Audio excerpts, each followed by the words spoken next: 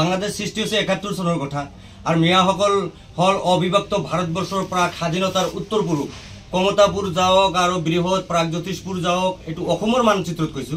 আৰু যদি ভাৰতবৰ্ষৰ মানচিত্ৰত যায় অবিভক্ত ভাৰতবৰ্ষৰ মূলৰ আমি আসলতে মানুহ অৰ্থাৎ ভাৰতবৰ্ষৰ মূলৰ যেটো দাৰাবীৰ মূলৰ বা অনাৰ্য মূলৰ যিসকল আমাৰ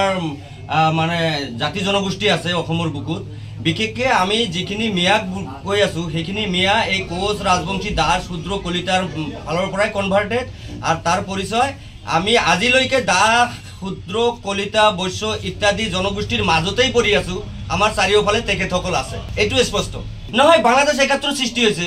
মূল কথাটো হল যেতিয়া অবিভক্ত ভাৰতবৰ্ষখন আছিল অবিভক্ত ভাৰতবৰ্ষ যেতিয়া স্বাধীন হোৱাৰ পিছত আমি যিখিনি এতিয়া মেজৰিটি মিয়া আছো যেটো মিয়া সকল মিয়া কোৱা হৈ আছে এই মিয়াখিনি তেতিয়াও ভাৰতবৰ্ষ যেতিয়া বিভাজন হল তেতিয়াও বাংলা পূৰ্ব পাকিস্তান বুলি ক'ব লাগিব তেতিয়া এই পাকিস্তানক সমৰ্থন কৰাই নাছিল ভীমবৰ দেউৰীৰ নেতৃত্বৰ স্বৰ্গীয় ভীমবৰ দেউৰী ঈশ্বৰে তেখেতক স্বৰ্গত স্থান দিয়ক আমি আশীৰ্বাদ কামনা কৰিছো কিন্তু সেই ভীমবৰ দেউৰীৰ নেতৃত্বত ২৪ জন এই মিয়া বিধায়ক বুলি কৈছো আজিৰ ডেটত দিল্লীত গৈ মোহাম্মদ আলী জিন্নাক মেমোৰেন্ডাম যোগে প্ৰত্যাখ্যান কৰে যে আমি পাকিস্তানৰ লগত নাথাকো আমি জোৰ মিয়া ততে থাকিম অৰ্থাৎ তেতিয়া যেতিয়া ভাৰত ব্ৰিটিছ পিৰিয়ড অহাৰ আগত এইটো তো টোটালি আমাৰ মিয়া যেটো এৰিয়াটো অৰ্থাৎ আমাৰ অসমৰ অধিকাংশ মানে মাটিকালি লগতে আজিৰ ডেটত বাংলাদেশৰ অধিকাংশ বাংলাদেশৰ ভালেখিনি মাটিকালি সিলেট বৰা সিলেট কেন্দ্ৰকে আদি কৰি ৰংপুৰ আদি কৰি গোটেইখিনি অবিভক্ত কমতাপুৰৰ অধীনত আছিল আৰু সেই কমতাপুৰ ১৩০ ৰজা অৰ্থাৎ মহাৰজা বুলি ক'ব লাগিব কোচ নৰনাৰায়ণ তেখেতৰ অধীনত আমাৰ চুকাফাৰ ৰাজ্যখনো আছিল চুকাফাৰ ৰাজ্যখন অৰ্থাৎ চুকাফা শাসন কৰা জেগাখন আছিল প্ৰথম ষ্টাৰ্টিং পইণ্ট অবিভক্ত শিৱসাগৰখন সেইখনে গ্ৰেটাৰ অসম যেতিয়া হল তেতিয়া বংগ আৰু অসম বিভাজন হ'বলৈ গ'লে তেতিয়া আমাৰ এই মিয়াখিনি যদি আজিৰ ডেটত 80% বা 85% আমি আছো ইয়াতে এইখিনি যদি বংগৰ লগত সমৰ্থন দিল হয় তেনেহলে আজিৰ ডেটত দিদি জিন্দাবাদ দিল হয় মমতা জিন্দাবাদ দিল হয় কিন্তু হেতুটো হোৱা নাছিল কেৱল এইখিনি নহয় বৰাক ভেলীটো অলৰেডি বাংলা মাধ্যম ঘোষণা কৰিয়ে দিলে তেতিয়া যেতিয়া ভাষা মাধ্যম আৰম্ভ হল আন্দোলন আৰম্ভ হল বৰাগৰ সেপাৰেট এটা হুকিয়া পৰিচয় আৰু ভাষাই আছে বাংলা ভাষা কিন্তু তেতিয়াও 1 মিনিট হেক কৰি দিছো তেতিয়াও কিন্তু আমাৰ এই মিয়াসকলে সকল মিয়াসকলে ধুবুৰীৰ পৰা নগাঁও অৰ্থাৎ মিৰ্জুমুল্লা মানকাচৰ মিৰ্জুমুল্লাৰ পৰা আৰম্ভ কৰি নগাঁওলৈকে বৰাক ভেলীটো এৰি তাৰ মানে এইখিনিয়ে সেই মাধ্যম ভাষাৰ আন্দোলনৰ সময়ত শহীদ হ'বলগীয়া হল বাংলা মাধ্যমৰ বিৰোধিতা কৰাৰ কাৰণে আজি মইনুল হকে মৰিবলগীয়া হৈছিল ইতিহাস সাক্ষী আমি বাংলা মাধ্যম মানে গ্ৰহণ কৰা নাই সেক্ৰিফাইস কৰিছো এছামিজ মাধ্যম সমৰ্থন কৰিছো তেতিয়াই 24% মিয়া এছামিজ মাধ্যম ভাষাত সমৰ্থন কৰি এছামিজ মাধ্যম ভাষাটো প্ৰতিষ্ঠা কৰাৰ কাৰণে 60% লৈ বৃদ্ধি কৰাইছিল বা 62% লৈ বৃদ্ধি কৰাইছিল এই মিয়াই ভাষা কৰিলে পূৰ্ব বংগৰ লগত নাথাকি অসম ৰাজ্য গঠন কৰিলে এসময়ত ভাৰত স্বাধীন হোৱাৰ পিছত ভাৰত বিভাজনৰ সময়ত পাকিস্তানক অপোজ কৰি ভাৰতবৰ্ষ বনালে ইমানবোৰ কন্ট্ৰিবিউট কেৱল ইখিনি নহয় যেনে ধৰক আজি মিয়াৰ শ্ৰমিকে উজনিৰ পৰা নামনিলৈকে আজি মিয়া শ্ৰমিকে কম মূল্যত শ্ৰমদান কৰি অসমখন বুল্ডআপ কৰিলে বিল্ডিং ঘৰ আদিকে কৰি অফিচ কাছাৰী সকলোবোৰ নিৰ্মাণ কাৰ্যত মিয়াৰ অশেষ শ্ৰম এইবোৰতো আমি নুই কৰিব নোৱাৰো এইবোৰ ঐতিহাসিক এইবোৰ হিষ্টৰিকেল প্ৰুভেন কথা এইবোৰ ইমানৰ পিছতো আজি ইমান কষ্টৰ মাজত মিয়া নিৰ্যাতিত লাঞ্ছিত বঞ্চিত মিয়াই আজি খাই নাখাই আইএছ অফিচাৰ হ'বলৈ পালে ডক্টৰ হ'বলৈ পালে ইঞ্জিনিয়াৰ হ'বলৈ পালে আৰু এখেতসকলে তো আজি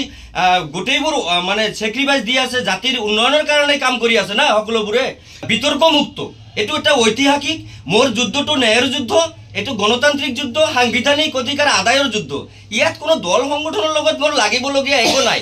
আৰু বিশেষকৈ কৈছো কি আছিল মিয়ালৈতো বিতৰ্ক হোৱাৰ প্ৰশ্নই নাই প্ৰশ্নটো গল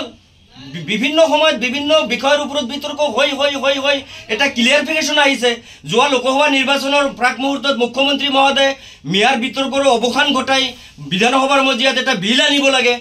মিয়াৰ নামত এটা ৰিকগনাইজেশ্যন বিল আনিব লাগে বুলি মুখ্যমন্ত্ৰী মহোদয় স্পষ্ট ঘোষণাই কৰিলে ইমান বিতৰ্ক হোৱাৰ পিছত ইয়াত মুখ্যমন্ত্ৰী মহোদয়ক মই জগৰীয়া নকৰো বিশেষকৈ সদৌ অসম মিয়া মন্ত্ৰৰ ফালৰ পৰা কিয় হেক কৰি দিছো কথাটো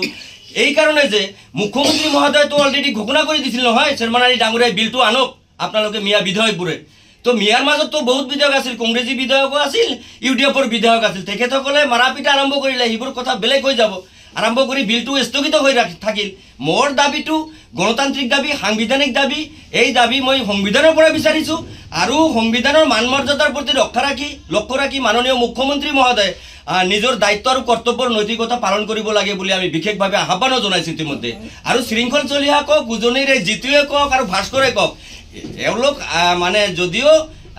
মানে কালিৰ ল'ৰা ক'ব নোৱাৰোঁ, কিন্তু তথাপিও মানে অলপ বয়স কম, এখেতসকলে ইতিহাস সম্পৰ্কে অলপ জ্ঞান কম আছে। এখেতসকলৰ লগত মোৰ লাগিবলগীয়া নাই আৰু ছয় জনগোষ্ঠীৰ লগতো মোৰ লাগিবলগীয়া নাই। আজিৰ ডেটতো ছয় জনগোষ্ঠীৰ পেটৰ মাজত আমি আছোঁ আৰু ছয় জনগোষ্ঠী মূল সুঁতিৰ মানুহ আমাৰ। তেখেতসকলৰ ভাল কামনা কৰোঁ, উন্নয়ন পৰিষদ পাব লাগে। আজি ছয় জনগোষ্ঠীয়ে ব্যৰ্থ হৈছে, আজি মিয়াক গালি পাৰিতো লাভ নাই। ছয় জনগোষ্ঠীৰ নিজৰ অস্তিত্ব স্পষ্ট কৰক, নিজৰ অধিকাৰ সাব্যস্ত কৰক, আৰু মই সহযোগিতাহে কৰিম। আপোনালোকৰ মুখ্য দাবীটো কি? মুখ্য দাবী মিয়া ৰিকগনাইজ হ'ব লাগে। ইমান দিনে টৰ্চাৰ কৰা, বঞ্চিত কৰা, অপবাদ দিয়া, বিভিন্ন সময়ত ডি ভোটৰ নামত, NRCৰ নামত, ভেৰিফিকেশ্যনৰ নামত। ভাৰতীয় নাগৰিক, উই আৰ ইণ্ডিপেণ্ডেঞ্চ। আমি ইণ্ডিপেণ্ডেঞ্চ হোৱাৰ পিছত আমি কি স্বাধীন দেশৰ পৰাধীন নাগৰিক সজাই ৰাখিব? এইটো কি সংবিধানে আমাক কৈছে নেকি? ভাৰতীয় সংবিধানে যিখিনি কৈছে সেইখিনি পালন কৰক, সেইখিনি অধিকাৰ আমাক সাব্যস্ত কৰিবলৈ আমাক সুযোগ দিয়ক। আমিতো দল সংগঠনৰ লগত লগা নাই নহয়। কেনেধৰণৰ ৰিকগনাইজ লাগে কওক ছাৰ। কেনেধৰণৰ ৰিকগনাইজ মাত্ৰ আমি আমাৰ জনগোষ্ঠীয় পৰিচয়টো লাগে। এই মুহূৰ্তত জনগোষ্ঠীয় পৰিচয়টো লাগে, যিহেতু আমি কণ্ট্ৰিবিউশ্যন দিছোঁ, অসমীয়া জাতিৰ লগত বিলীন হৈ গৈছোঁ। ইতিমধ্যে মাননীয় জয়ন্ত মল্ল ডাঙৰীয়াই কৈছে, আপোনালোকে জিন যোৱাকৈ যদি আহিব পাৰে আহক, ভাল কথা। I am agri. সদৌ মিয়া মঞ্চত জিন যোৱাৰ কাৰণে আহি আছে। আপোনালোকেও খিলঞ্জীয়া বুলি দাবী কৰে? অফক'ৰ্ছ উই আৰ খিলঞ্জীয়া, indigenous peoples of this land.